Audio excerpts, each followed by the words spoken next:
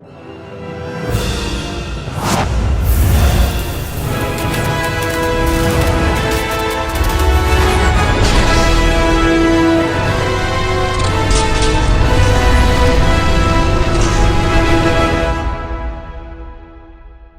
going on, everybody? Welcome back to another video, and in today's video we're going to be talking about the latest adaptation of one of Disney's most iconic theme park attractions.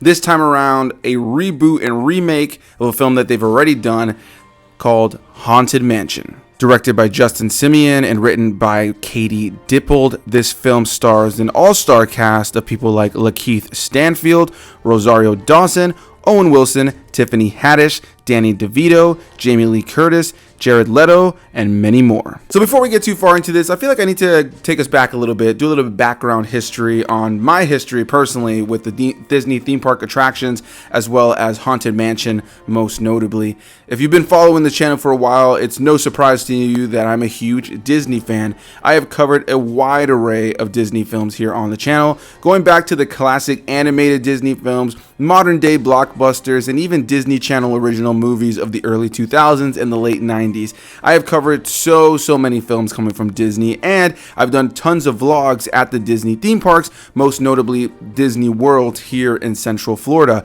And having grown up in Florida, Disney World, the theme parks in general, were something I would do on a consistent basis. It was one of the most popular things my family and I would do when we got little family vacations. I would come up here and do things with school events a lot of times. I've done Disneyland as well. And when it comes to Haunted Mansion, I have ridden the iteration here in Central Florida as well as over in California and Disneyland on countless occasions. I'm very familiar with that world, the lore, the music, the ghost, the ghouls, and all of the little references and cameos. And a couple of years back, I went back and revisited one of my favorite Disney films, which is the Eddie Murphy Haunted Mansion, which is a film that doesn't necessarily have the best track record with a lot of people. A lot of people do not enjoy that film, but I always really did. I did a review for it here on the channel a couple years back that you can find. I'll put a link to it down below in the description box, where I covered it with my buddy Rashad of Rashad G Reviews. He wasn't a huge fan of it, but I really enjoy that film, and it's a film that for me captured the essence of Haunted Mansion while also doing its own thing, and was jam-packed with tons of little references and Easter eggs and hints and nods to the actual ride. And one of my biggest issues with that film a lot of times has been the fact that they omitted so many things that are part of the ride that were not included in that movie. And while this new movie does have a couple of things that surprisingly were omitted that are not part of the movie, that are a huge part of the various iterations of the rides, I'm happy to start this off by saying that this film is jam-packed with pretty much every reference, cameo, Easter egg that you can think of when it comes to the Haunted Mansion. I mean, I was blown away at the amount of things that they jam-packed into this film. So I'm saying all of this to just say I'm a huge fan of Haunted Mansion, the ride. I've ridden it literally hundreds of times. I know the music, I know the twists, the turns, I know the wallpaper, I know pretty much everything about that ride. I know the lines of dialogue that are iconic. It's one of my favorite rides to go and ride in Disney all the time. So I was a huge fan of that original Haunted Mansion film that came out when I was a younger kid. And I know that nostalgia kind of, changes my outlook on that one a little bit more. And I was really excited when they announced this one. I was really also excited when I saw the cast, and specifically with LaKeith Stanfield as the main star of the film. I just felt like this was going to be a really solid new adaptation of Haunted Mansion, and it got me incredibly excited as a longtime fan of that ride and of the Disney theme parks. So with all that said, what did I think about the new Haunted Mansion? Well, I'm happy to say I enjoyed the film, but as this was one of my most anticipated films of 2023, I unfortunately did not love it or like it nearly as much as I was hoping I would. What I can say about this film is that I found it to be a well-made film. There's really great set design, costume design, and locations used throughout the entirety of the film. A lot of great makeup work. The locations and practical effects across the course of this film I found were pretty solid top to bottom. I was never disappointed with the overall look of the film, though there are a couple of moments of CGI characters and ghouls and ghosts that sometimes do look a little bit more cartoony than everything else, but it never took me out of it. Overall, the visuals of this film I thought were pretty solid, with great cinematography, a great musical score, and solid performances. On a lot of technical levels, this is a very good looking and sounding film. But unfortunately, where I struggled with this film was when it came to its script and its screenplay. This is a film that is held down by convenience. This is a movie that runs just a couple of minutes over 2 hours, and honestly, I felt it was just a little bit too long for what the story was asking for. I also felt that we didn't need all the characters that were involved in this movie, oftentimes just making me feel like we could have trimmed that, we could have trimmed this, we could have trimmed that, and I just continually was thinking that over the course of the film. And I mentioned before, there's just completely a jam-packed amount of references, Easter eggs, and all kinds of little hints and nods to the ride that is in this movie. And I just have to praise the director for how much they fit into this movie.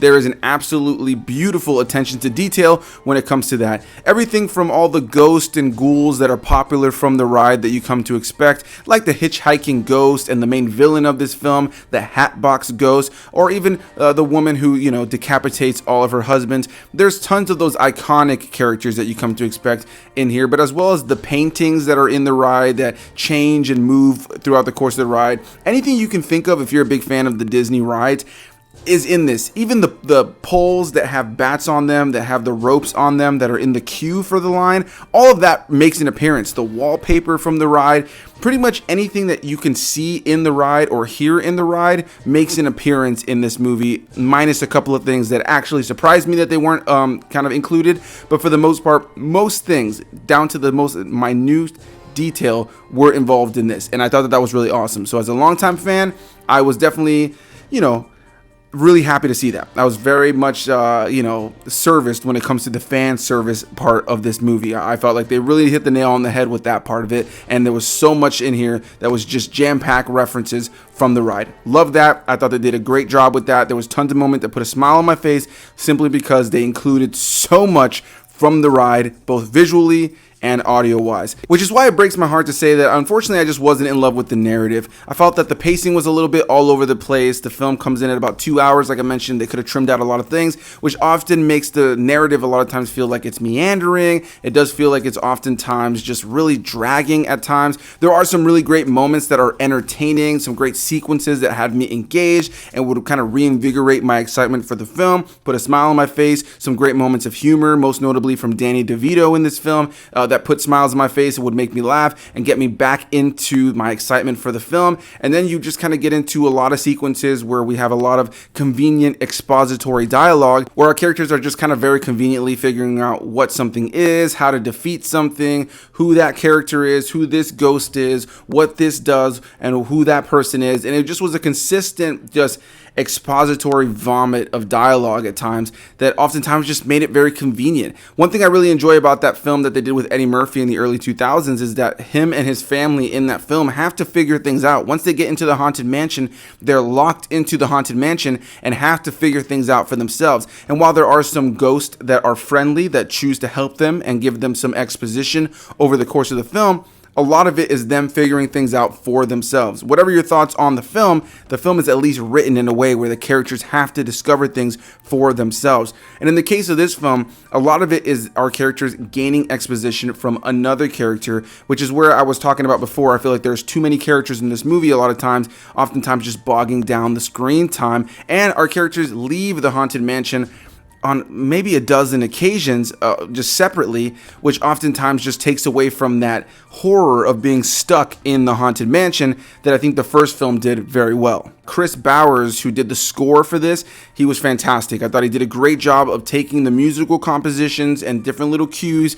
that you're very familiar with when it comes to the ride, Haunted Mansion, and bringing it into a movie that's cinematic, where you can kind of take those, themes and motifs and have them reprised in certain moments that really did make it feel like Haunted Mansion. I definitely want to praise the musical score without a doubt. And just overall, what I can say on the film is, again, it's really nice to look at. I thought it was a very well-made film on a lot of technical elements, but when it came to the story, it just left a lot to be desired. It felt very convenient and cookie cutter at times, very generic. You can definitely see where it was going at times, but I was still entertained. I enjoyed the film, and if you're wondering, hey, I'm on the fence on this movie, should I go see it? I think it's really just going to depend on you. If you're a fan of Haunted Mansion and Disney, and this is something you're excited for, definitely go check it out, whether you enjoy it or not. I think it's a harmless watch. If it's not something you're excited for, you may not really enjoy it. But unfortunately, I think even for those who are really excited for it, I will just say go in with tame expectations, because I'm a huge fan of Haunted Mansion. I'm a huge fan of the Disney parks, and I went into this movie really excited, even though I saw some mixed reviews. And unfortunately, I just walked out of it, and my critical mind just can't stop but recognizing the fact that the pacing was all over the place, and it just oftentimes just felt like the narrative was just so exposition heavy that it just felt so convenient. Convenience is really what held back this movie for me when it came to it being a much stronger script and story. Overall, I felt like the cast was strong, but some of the characters just felt kind of not really necessary is really what I could say. The characters I felt that way the most about would genuinely be Danny DeVito's character and Tiffany Haddish's characters. They serve a purpose, but a lot of it is exposition based. There are great moments of humor with both of them, but I just really didn't feel like they were all that necessary. I think the one that you're really going to hone in on the most in this film is LaKeith Stanfield. He's the main character in the film, and I think he's the one that's given the most emotional weight, but everybody else just felt like they were kind of fitting into a pretty generic role. Owen Wilson gives us a very familiar Owen Wilson performance with a script that doesn't really give him the ability to do much more.